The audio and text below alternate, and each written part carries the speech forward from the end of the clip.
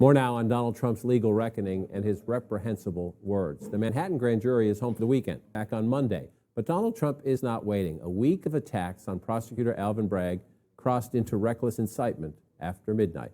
Look at this. It's an early morning Truth Social post from the former president insisting any charge in the hush money case could unleash. So basically, Donald Trump is threatening death and destruction if he's indicted. So as you saw the tweet there, he says that charging him could unleash death and destruction. So that's not me saying that, that's him saying that. You saw the tweet, so you know that's exactly what he said. Unless he didn't actually say that and CNN just made you believe he said it, but the devil's in the details. Let's rewind. So the first thing I noticed when I watched this was they're saying dangerous rhetoric, and then they said he posted something on Truth Social. I wanted to see, okay, what exactly did he post? You know, how crazy or unhinged was it? They show the tweet and they start what seemed to me to be reading it. But I couldn't find what they were saying. They're showing one thing on the screen and they're reading something else. And they only show it for a very short time. You can rewind the video and see. So it was tough for me to find. I had to replay quite a few times looking for the words. I'm looking for where it says death and destruction. I'm seeing what kind of person, President of the United States, more votes than any sitting president, right? Every time I go back, I read more and more and more, and I don't see this death and destruction. Then I see the potential death and destruction, but this sentence it's in doesn't seem to match what is being said, because if we read it, it says, so he's saying, what kind of person can charge another person, in this case a former president of the United States who gets more votes than any other sitting president in history, and leading candidate by far for the Republican Party nomination, with a crime when it is known by all that no crime has been committed, and also known that potential death and destruction in such a false charge could be catastrophic. So when I actually read what is here, it doesn't match what the guy on CNN said. So why does he pretend that he's quoting Trump? I mean, the way he's speaking, showing the tweet, everything gives the impression that he's quoting Trump. That's what I thought he was doing. That's why I was struggling to look and see where these words are coming from. I assumed it's on there somewhere. And then I saw it wasn't on there, and I was like, okay. Then later on in the video, he does the same thing again. Again, very overtly giving the impression that he is quoting Trump, but the words that he's saying are not what Trump said. And he's looking at the papers. I don't know what's on those papers, assuming that that's the actual quote, just like I was on the screen. These guys use teleprompters. Why is he saying one thing when Trump said something else?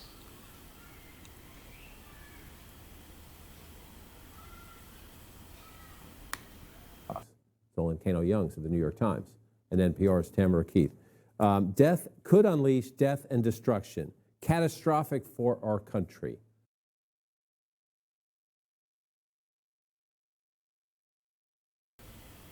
Where do we see could unleash death and destruction on this tweet? And again, what would be the reason for never actually using his actual words? Now, someone who's a Trump apologist will use the exact same sort of to mislead you into thinking that what Trump said was not dangerous and divisive.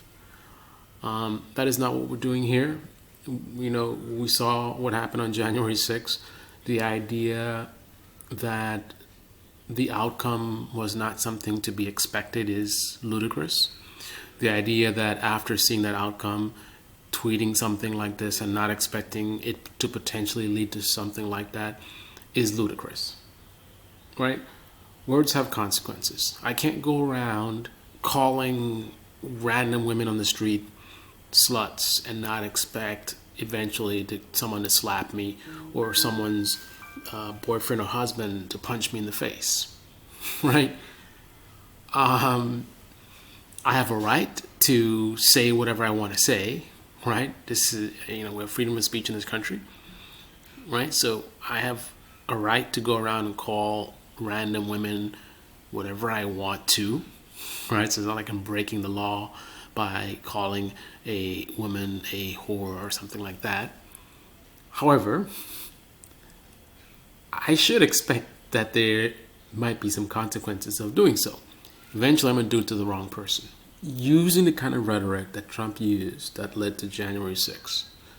I don't mean the stuff he said on that day. I mean, just in general, the rhetoric that he was putting out there for months and months and months. We saw the reaction that people had to it, right? All the evidence that we need to dial this down, right? It's not a good idea to keep pushing people in this way, right? Yet he continues doing it. Then we have January 6th, right? So now you've seen how bad it can get for sure. And now he's doing it again. Very irresponsible. Half the country will have problems with appreciating that fact. The other half will be, of course, obsessed with that fact. Right? That's the tribalism. However, I'm specifically in this video focusing on why pretend as if you're reading this, his own words, when you're actually saying something else. Now, what is the distinction between what they said versus what he said? What they said is an easier sell, right? When you say could unleash death and destruction, like, oh my goodness, he's threatening to have all his people go and burn the city down or whatever, right? Now, his actual words certainly do seem to be the same thing, but it's awkward the way he says it, right? It's kind of just really not well worded. So if you want to maximize clicks, you might want to paraphrase and then pretend like you're not paraphrasing, you're actually quoting what he says, right? So you have deniability. You can say, well, I never said he said that. I was paraphrasing, and it was obvious. We put the text on the screen. This is like a Steven Crowder type tactic, right?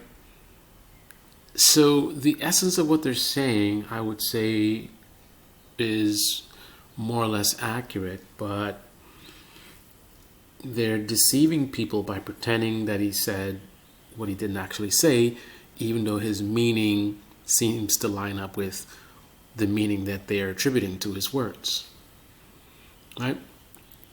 When it is known by all that no crime has been committed, and also known that potential death and destruction, like why wasn't he repeating that? Also known that potential death and destruction in such, it's very awkward. Also known that potential death and destruction in such a false charge.